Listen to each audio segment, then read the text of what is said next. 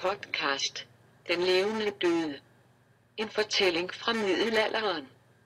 Oplæst og indspillet af Cecilie og Janni.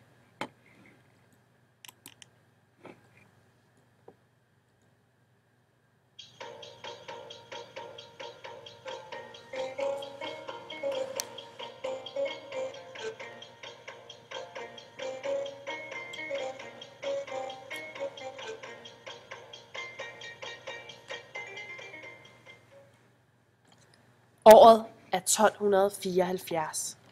Vi er i Hafen, starten til det, vi i dag kalder København. Det lyner og tordner.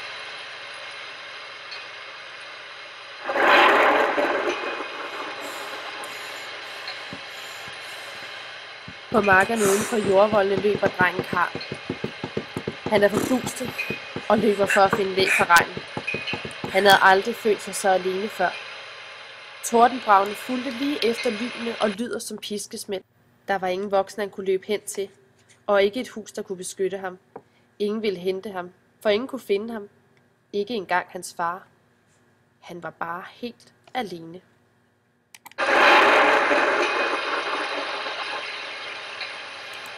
Karl var tidligere på morgenen gået ud på bymarken med koen for at sætte den på græs. Ude på bymarken slog Karl sig ned ved åen langt væk fra voldene. Græsset langs åen var grønt og saftigt, men det var gnavet helt i bund. På den anden side af skellet, inde på købmand Albrechtsens mark, var græsset langt og fristende. Koen havde hele tiden trukket den vej. Det var strengt forbudt at gå uden for bymarken, men da koen trak i Karls arme, gav han til sidst efter. Nu da han allerede havde gjort noget, han ikke måtte, besluttede han sig for at vade ud i åen uden om skellet og ind i den forbudte land. Det var jo let nok gjort, men han ville få tæsk, hvis de opdagede det, for købmand Albrechtsen bestemte alt i byen. Koen havde dårligt nok nået at græsse på den forbudte mark, da uvejret pludselig kom. Han havde efterladt koen under et træ og løb nu for at finde læ. I det samme ser han et hus, som han ikke kendte. Det kunne være en lade. Gavlen var åben. Laden var mørkt, og spindelvæv hang som tøjstykker ned fra det skrå tag over ham. Men han kunne ikke se noget. Karl gys. Han lyttede. Var der ikke noget, der raslede? Han for sammen. Det raslede igen.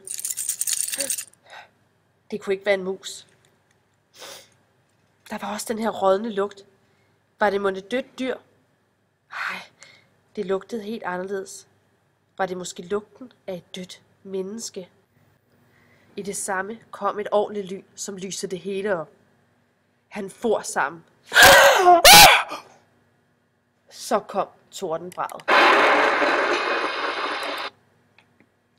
En mand stod over ham. Tøjet hang på ham som spindevæv i laser, og ansigtet, det frygtelige ansigt, skinnede gråt og ejet med et trekantet hul, lige der, hvor næsen skulle have været. Det var en spedalsk. Han måtte være ude fra Sankt Jørgensgårdene, der hvor de spedalske boede. Nu kendte Karl lugten. Det måtte være de spedalskes lugt. Bare rolig, det er bare mig. Han lå. Det lød lige så uhyggeligt som tordenvejret. Karl kiggede op. Han så, at manden havde en skralde i den ene hånd. Han vidste, at det var noget, de spedalske altid skulle have med sig, når de forlod Sankt Jørgensgårdene, så man kunne høre den og holde afstand. Munden var et stort sort hul. Det løb sammen med næsehullet, for overlæben var også væk. Den spedalske så endnu mere uhyggelig ud, når han smilede. Manden holdt op med at le. Karl havde aldrig stået så tæt på en spedalsk. Hans far havde engang fortalt ham, at de spedalske var døde, men de var ikke kommet i graven endnu. Hvad glor du på? Du er vel ikke syg? Hvad hedder du? Karl stod med åben mund og stirrede på det uhyggelige ansigt. Han havde lyst til at løbe ud i regnen igen, men benene ville ikke bevæge sig under ham. I stedet blev han og forsøgte at fremstamme sit navn. Jeg hedder Karl. Karl? Hvem er du søn af? Peder Carlsen. Den spedalske smilede igen. Nå, Du er søn af Peder Skomager. Så kender jeg din far. Og din mor er død, ikke? Karl nikkede. Når den syge kiggede lige på ham, kunne han ikke tale. Det skal du ikke være ked af. Det er bedre at være død end spedalsk. Hvor mange søskende er I? Karl svarer. Kun mig. Min mor døde, da jeg blev født. Er du da også Skomager? Nej, jeg skulle have været skrædder. Eller rettere, min far var skrædder, og det var meningen, at jeg skulle have været det samme, inden sygen fik mig. Din far kendte mig godt. Jeg var søn af skrædder Morten. Karl siger ikke noget. Han står bare stille og kigger ned i jorden, mens de store regndråber drypper fra hans våde pjalter. Bare rolig. Jeg ved, hvad du tænker. Men jeg har ikke altid set sådan her ud. Det var som om den spedalske havde læst Karls tanker. Den spedalske trak sin hætte ned over ansigtet.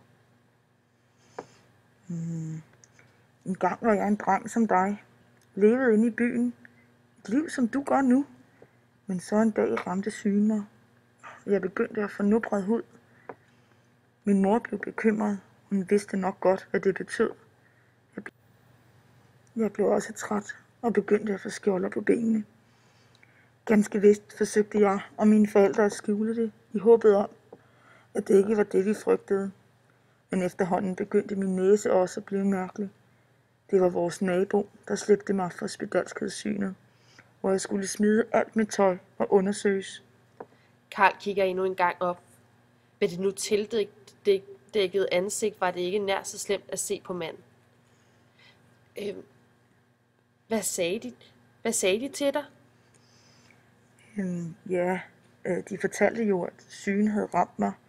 Jeg husker, at min far kom hen til mig, og store tårer begyndte at trille ned ad kinderne på ham. Jeg havde aldrig set min far græde før. Nu skulle jeg igennem dødningemessen og leve som en spedalsk resten af mit liv. Dagen efter spedalskhedssynet oplevede jeg min egen begravelse. Jeg fik at vide, at spedalskhed var Guds straf, at jeg havde syndet mod Gud, og nu straffede han mig.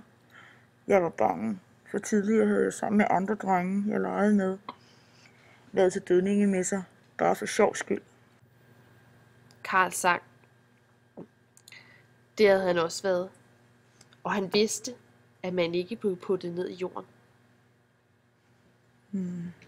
Jeg kan tydeligt huske, da kirkeklokkerne ringede ind. De ringede ind til min begravelse. Inde i kirken blev jeg erklæret død. Jeg kunne aldrig vende tilbage, men skulle leve resten af mine dage i tiggeri og fromhed. Af jord er du kommet, til jord skal du blive, og af jord skal du atter genopstå. Amen. Jeg kunne høre, der stod mennesker udenfor. Jeg fik et sort pjaltet klæde om mine skuldre og blev ført ud af kirken. Med det samme jeg trådte ud af kirken, blev der helt stille. Jeg kunne høre mine forældre snøfte højlydt.